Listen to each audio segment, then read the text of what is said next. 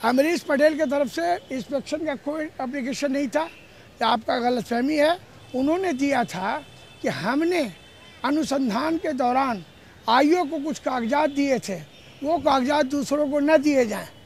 हमने कहा कि ये रिपोर्ट, इनका एप्लीकेशन आया है जब मैं ऑलरेडी रिपोर्ट दे चुका, कॉपी कंप्लेनेंट को सुप्रीम कोर्ट के आदेश से सप्लाई हो चुका, इसलिए अब रोकने का सवाल नहीं है। दूसरा मुद्दा ये उसमें हमने उठाया था कि अनुसंधान में अगर एक बार कुछ आ गया तो फिर हम किसी के डायरेक्शन पे उसको छुपा नहीं सकते। I will have to give, इसलिए हमने दे दिया, सो जस्टिफाइड दिया। अगर ये गलत समझते हैं तो कंटेम्प्ट के लिए चले जाए सुप्रीम कोर्ट। हाँ, अब आ रहा हूँ। तो ये उनका रिजेक्ट हुआ है for not supplying, for not disclosing the material given by Amrish to us, that has been rejected. Then there was ए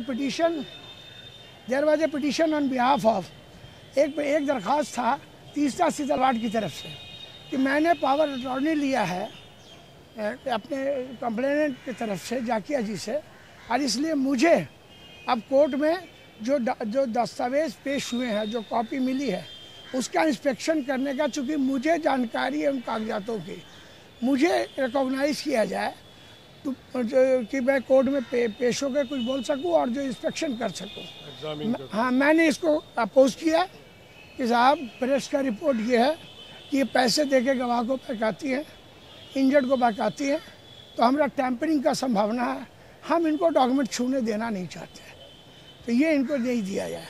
उनके वकील ने लास्ट टाइम एक रूलिंग दी थी हाईकोर्ट की, किसी हाईकोर्ट की थी, कि एक्स्ट्राऑर्डिनरी सर्कमस्टांस में court can permit in criminal trial also, लेकिन उसी रूलिंग में था अगर वकील है तो नहीं मिलेगा।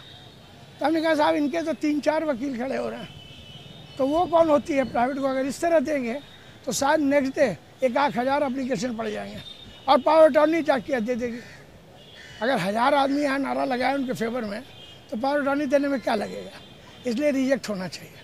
कोर्ट ने आउटराइटली इस एप्लीकेशन को रिजेक्ट कर दिया विदाउट एनी रिजर्वेशन, कुछ भी उनको रिलीफ नहीं दिया।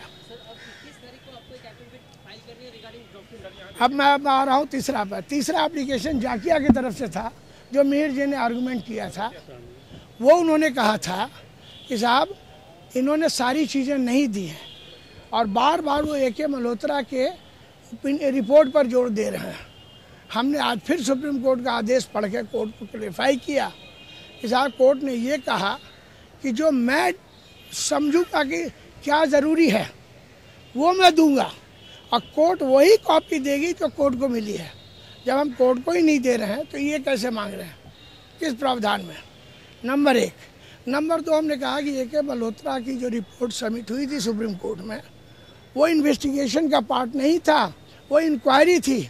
इन्वेस्टिगेशन उसके बाद आदेश हुआ था, इसलिए साहब 173 में कवर नहीं होता है, उनकी रिपोर्ट देने का सवाल ही नहीं है।